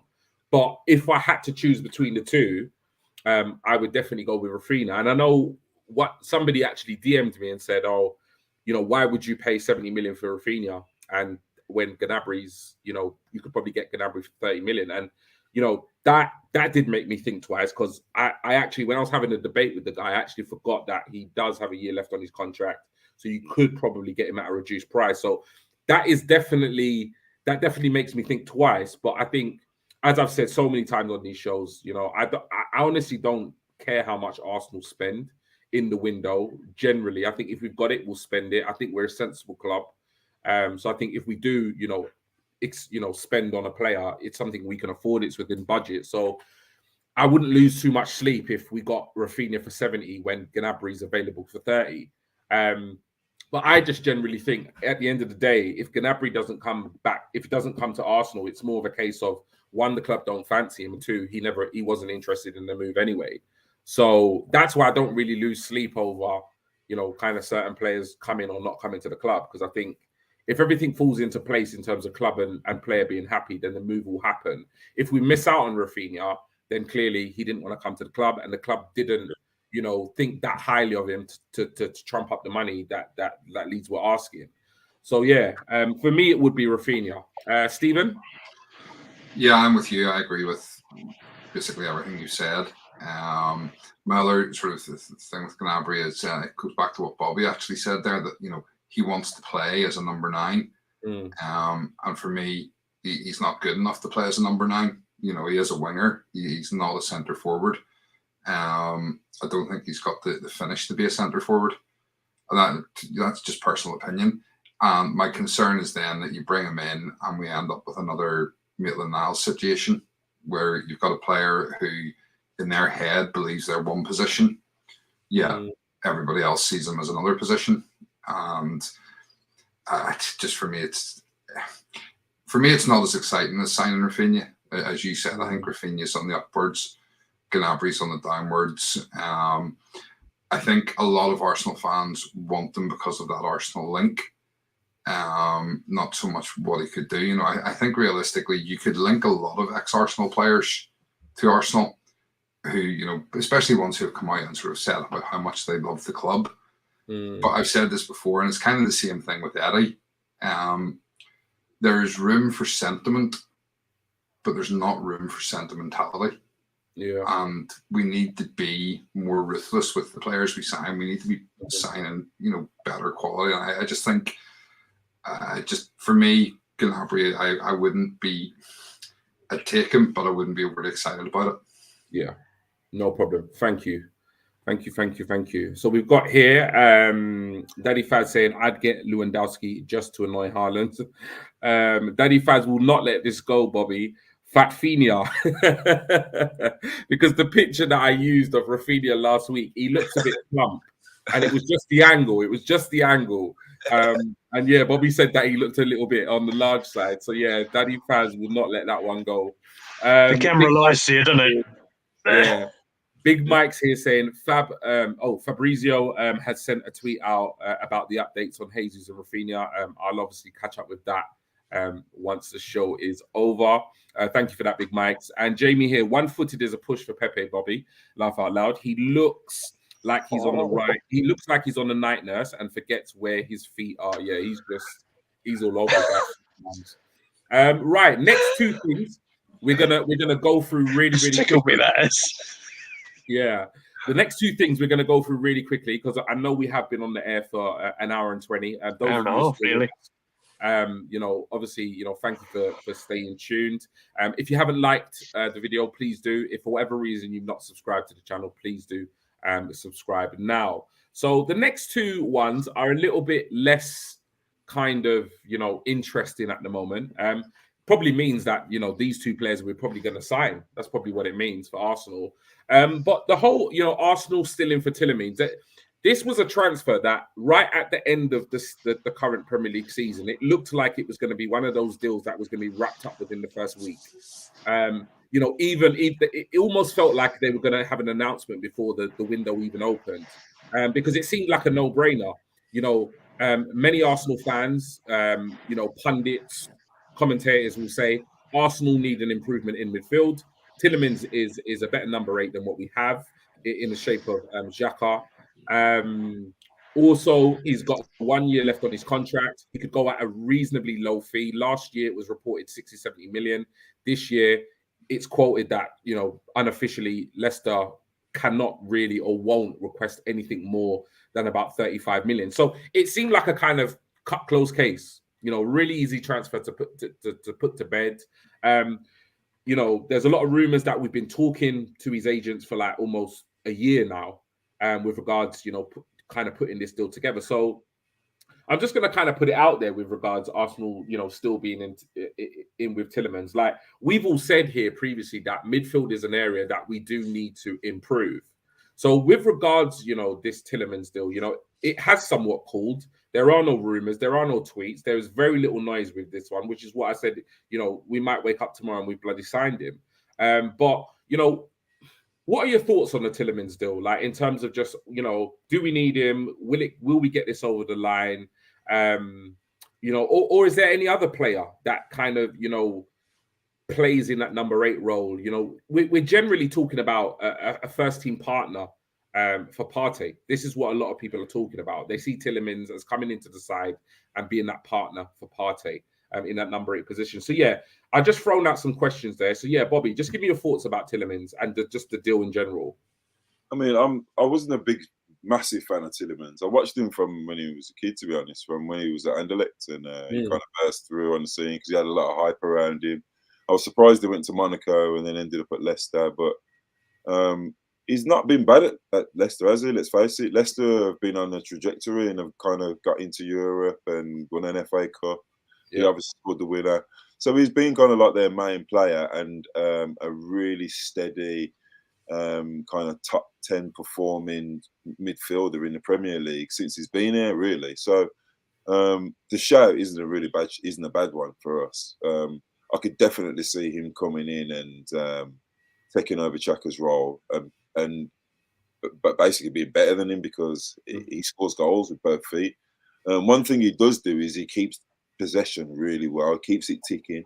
I like the fact that the transfer noise has gone really quiet because that's how we move, isn't it? They're putting all their noise into all the other transfers and they're totally forgetting about Tielemans. So with any luck, we get it done on the sly. In terms of other players that there are a lot out there, aren't there? But I didn't know anything about Fabio Vieira, so yeah, I didn't know anything about Tomiyasu. I didn't know Nuno Tavares. So Partey's really the only. I mean, and I didn't even really want Partey, but he's really the only one that signed that we all kind of really knew about. Yeah. Yeah. And then obviously Ben White, when Ben White came over, we were like, we want Ben White. Why do we want him? Then we started Googling. We're like, actually, he's not that bad. So I mean, personally, I wanted Chuanemi, but he's gone to Real Madrid. Before that, I wanted Gravenberch, and he went to Bayern Munich. And also, I want Savic or De Jong, and they're both being linked to Man United and Chelsea. So, the players that I want, we never ever get. Hence is probably another reason why I don't get too carried away in the transfer window. The players I want always end up going to other teams. So if we get Tielemans, I'll be happy because if we get him and keep Xhaka, exactly what Stephen was talking about with that, just to think of our flaw there. Xhaka doesn't play, Tielemans comes in, or Tielemans is our starter next to Partey. You'd have Tielemans, Partey, and Odegaard, and then backing up, you've got Xhaka, Vieira, Lokonga, or Elneny. That's a very strong team, then, isn't it? That's totally different to what we was looking at last season. If you can make those changes in those 3 games, because of what Stephen made a good point. A lot of the time, players just look tired. So maybe we lost those games because of that, because we was basically relying on the same players and three week in, week out, yeah. for the whole season. So predictable. now when we get to those 3 games, those games that we really expected to win, maybe we was just having a rest in those 3 games, because afterwards we beat Man United and Chelsea and West Ham. So maybe we were having a rest in those 3 games while we lost. But if we could have give that 11 a rest and then brought in a Tielemans, brought in a Vieira, brought in a Rafinha, we'd have probably won those games, and that's probably what Edu and Mikel are looking at for next season. So with any luck, we do sign him. But if we don't sign him, I've got a pretty good idea that we're going to sign someone like him. Yeah. That we don't know nothing about, that's going to do just as good a job like Tomiyasu has, like Ben White has, like them players that we didn't know were going to sign, that have come in and hit the ground running and done really well. Because I didn't hear anyone say that Tomiyasu needed a year to settle. Straight in, didn't he? He done okay. So good players can play, can't they? And if they've identified the right players, we're going to be all good for next season, aren't we? But Tielemans, I'd have him all day long. But the fact that it's gone quiet, I like. No problem. I know you do. You always say you like it when Arsenal move in silence. I like it. Stephen, I'll come to you with regards to Tielemans, because I know, obviously, we're not going to get into the whole, Xhaka 34 thing. But, I know that, you've been very vocal in terms of Arsenal needing to improve the midfield. So, obviously having that view, I know you're looking at this market and thinking to yourself, we have to sign 1, if not 2, if not 3 midfielders. Because I know you've been very vocal about just improving the general quality of the midfield area. So does Tielemans fit the role or the profile of a player that you would bring in to this Arsenal side that would lift that floor in terms of the Arsenal squad? Yeah, absolutely. I mean, Tielemans is someone, I've said this before, I've been a big fan of him for a number of years. Whenever he left Monaco, I thought we should have gone for him then. The fact that he's come in now, he's gone to Leicester. He's done well at Leicester when you think about it. He has actually done well. FA Cup winning goal, things like that. He's been a hit there. The fact that it's gone quiet, Ben Jacobs, the guy who broke the story today, obviously about the Jesus deal pretty much being done, has also said that we've agreed personal terms with Tielemans. Yeah, I said that. So for me, I actually think we will bring Tielemans in. I think what's happened at the minute is that they've done the deal. They've got the agreement with Tielemans. He said, he's happy to come. He wants to come. There's a disagreement in terms of the value. So from what I'm hearing, Leicester wants sort of 32, 33 million for him. Arsenal want to pay 25. They've got to do a bit of negotiating, but obviously because they already have the agreement with Tielemans and they know Tielemans is going to come, they can put that one on hold. I think they've probably said to him, listen, we're going to get it done, but we need to get these other deals done first, and then we'll come back to it, but we're definitely going to sign you. So I do think he's going to come in. I've also heard things like, we're only going to get him if, someone goes out. So, 34 leaves the club. Then we can bring Tielemans. I don't think that's the case. And I sent you through a thing the other day about the squad and sort of the places we have and things. If it is the case, I'll happily send a taxi fare over for 34 to get into the airport. No problem at all. But I don't think it's the case at all, and I do think he'll come in and potentially one more midfielder. But I think Tielemans it's pretty much a done deal for me personally. And I'll be very happy if he comes in, definitely as a starter. And, if we have to keep 34 for another season as his backup, that's okay. As long as his backup, but, He surprised me. Yeah, I know. He kept a lid on it, but he still had to throw it in there. All right. But yeah, Lee, I'll come to you last with regards to this one. Obviously, Tielemans, you've heard what that Bobby and Steve. I've heard what this.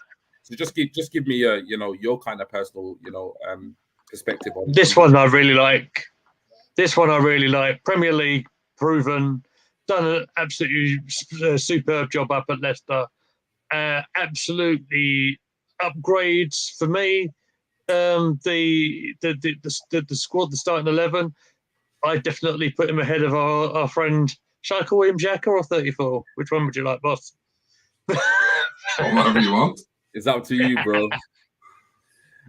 And you said about, you know, do we sell Xhaka or do we keep him as backup?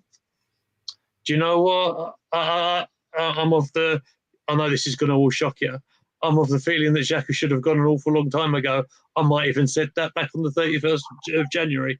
But yay! I think we agree on that one, mate. But no, so this Tielemans deal, yeah, I think he's an absolute must. Baller, good player, and if it strengthens the squad, would be a great one. I really hope this one goes through.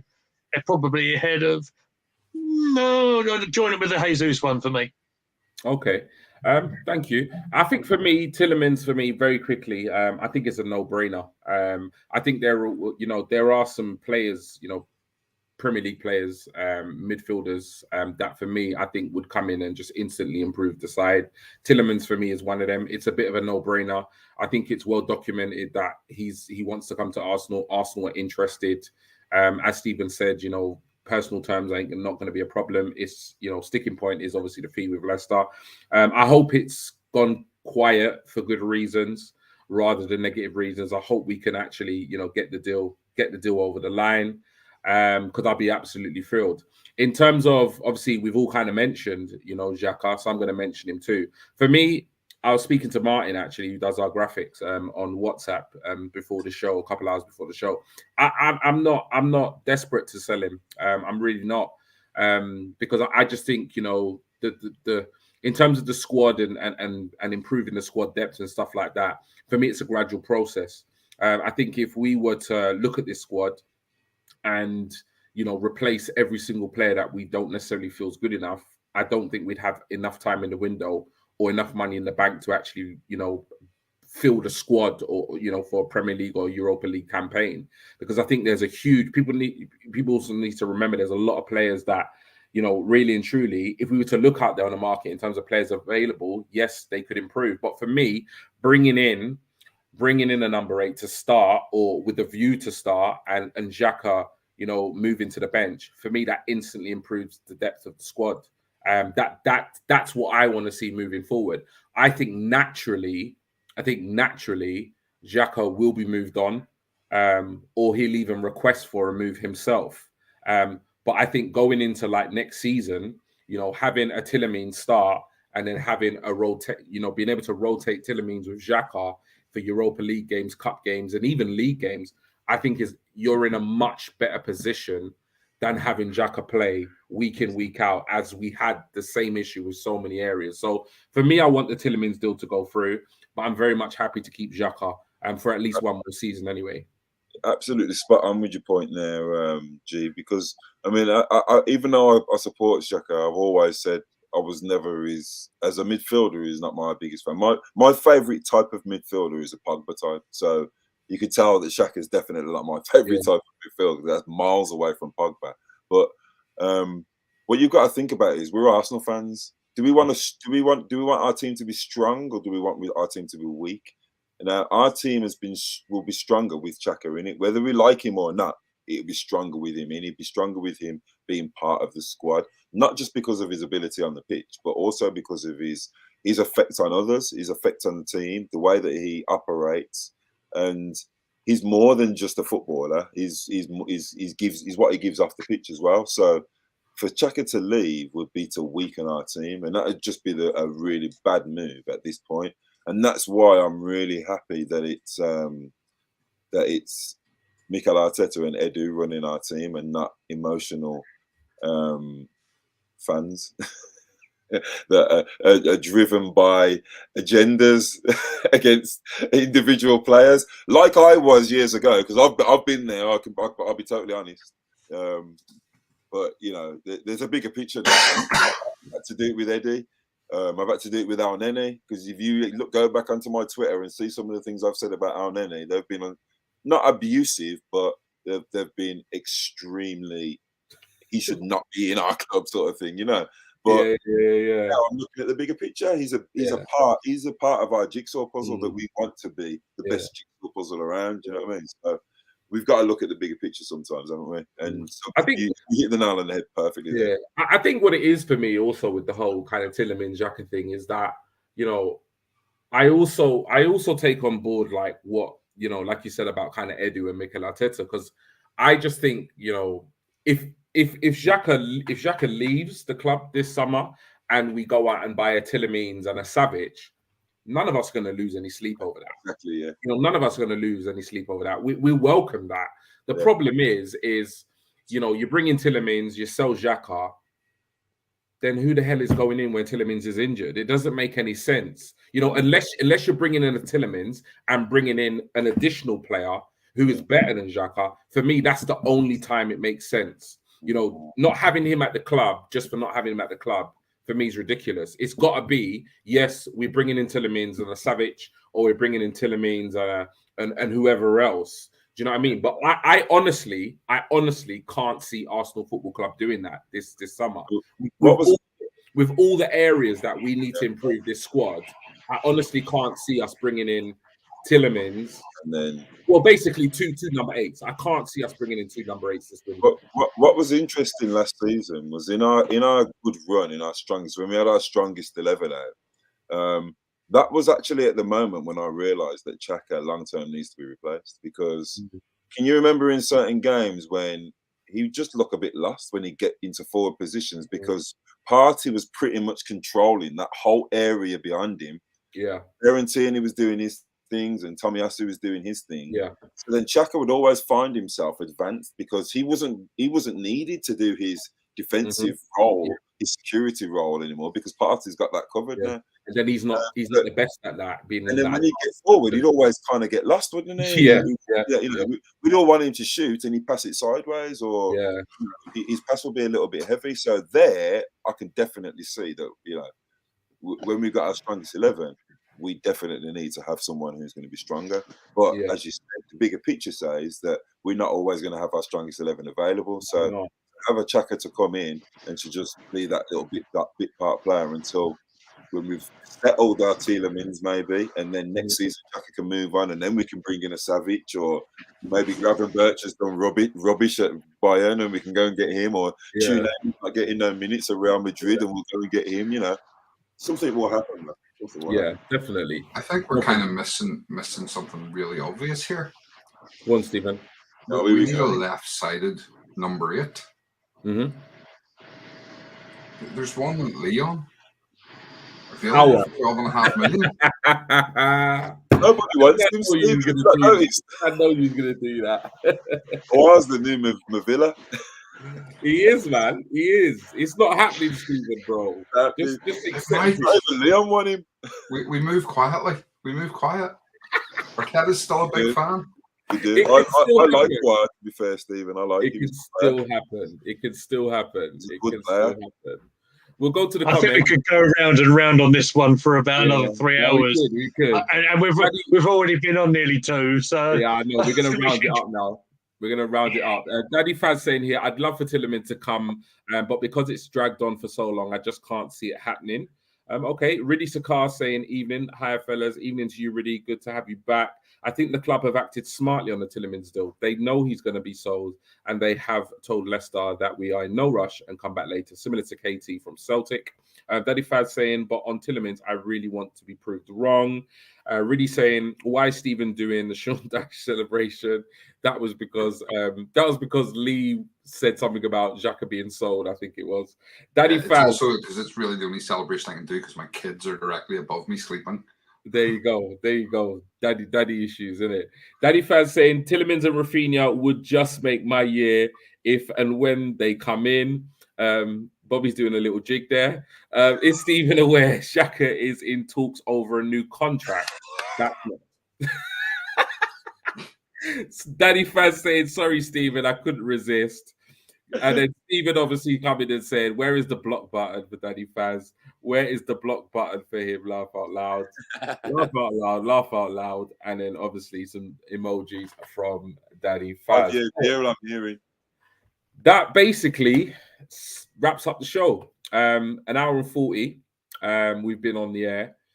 So it's been somewhat of an entertaining window. I'm enjoying it. I'm enjoying it. And I think the reason why I'm enjoying it is because I'm excited, but I'm not fully 100% invested in the players that we are targeted with.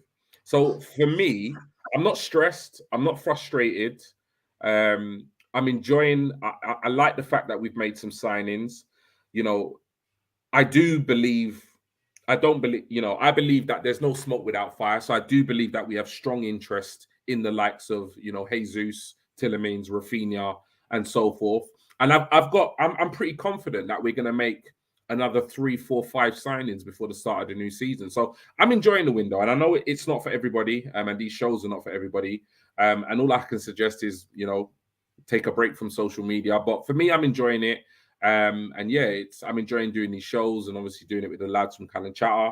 But yeah, any last thoughts, Lee, just with regards, obviously, the window and anything like that? I know it's difficult as Arsenal fans to be patient, but things will play out. We've mentioned it here. I think the club going about their business on the quiet, like Arsenal normally do. Yeah, this has been a fun ride.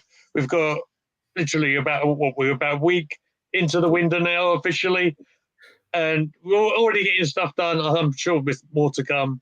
So watch this space. Tune in next week for the Rumour Mill. There's also a chat along, which is taking place on Friday. We'll come to that. On Friday. We'll come to that. We'll come to that. Bobby, any last thoughts on obviously the business we've done so far and obviously moving forward into this transfer window? I'm absolutely buzzing so far. Really happy with the business that we've done and the way that we've done it. I just want to put a message out to all Arsenal fans. Relax. Let it happen. Last summer was not a jinx. It happened for a reason. And this summer's going to be even better because they had last season to see a few things. They've cleared the decks. They've got more money to spend. It's going to be great. We're going to start the season and we're going to be... I've got a sneaky suspicion that this season we're going to challenge for the title. I've got a sneaky suspicion, but wow. I'm not going to say much else. I'm going to snip it that. Believe you me, I'm going to snip it that. People screenshotting me. They're all snipping me. Listen, I'm gonna snip that and send that right on the tweet tomorrow. Stephen, I'm going to come to you. Any last words, any thoughts just with regards to business we've done, window moving forward? Yeah, it's kind of funny. Bobby said earlier on about he kind of just wishes the window was over and it was the start of the season. Yeah. So we passed all this and I remember having a conversation with you last season, G, kind of going, I wish this season was over so we could just get to the transfer window. And I'm kind of, I'm kind of now getting to the point as well where I kind of want the window to be over. I want to see who we're actually getting, because the links are so much better this year. This is the first time in years I've been genuinely really excited about the players we're being linked to. Some of them will excite me an awful lot more than others. Some of them I'm not that excited, but the overall general feeling is excitement that we're being linked with a much better quality of player. And then, as I said, the floor of our squad is going to be raising up. And as Bobby said, given the right signings, we're not going to be, and I said this before, we finished 5th with what we all considered a weak squad. We only had 17 or 18 players. We had players that were having to play week in, week out. We're tired. If all of a sudden we have strength and depth, we're not losing some of them games that we lost from tiredness, as Bobby pointed out earlier on. We only finished 2 points behind, the majestical Conte at Spurs, that everybody said came in and did this wonderful job because he's such an experienced manager. He only managed to finish 2 points ahead of a tired Arsenal. So yeah, I'm excited for the new season. I really am. The one other thing I want to say just before you wrap things up, and I can't believe I'm actually having to say this again, but this is a really serious point. You've seen tonight, we all have a difference of opinion on players. Certain players Lee likes, I don't. Certain players Bobby likes, I don't. Certain players I like, G doesn't. You know, that's how it is. We will all have a difference of opinion. And it's perfectly okay to have a difference of opinion. And that's why we do things. We have these shows and we talk about it. And this is how it's supposed to be done. You have a civilized conversation. You don't threaten people. You don't throw bricks at people's windows. Especially not to anybody, but especially not the girls. Lottie has had to put up, our Lottie has had to put up with this over things that have happened and over comments she's made about players. And it's not on. And these people who are abusing her and getting on the way they're getting on, I will be over in London later on this year. Come to the Emirates. Come and speak to me. But I'll tell you now, bring an army, because I am putting up with it. Yeah. Oh, completely echo everything you Well said, mate. Very well said, mate. Yeah, at the end of the day, like Stephen said, you know, it's all about opinions.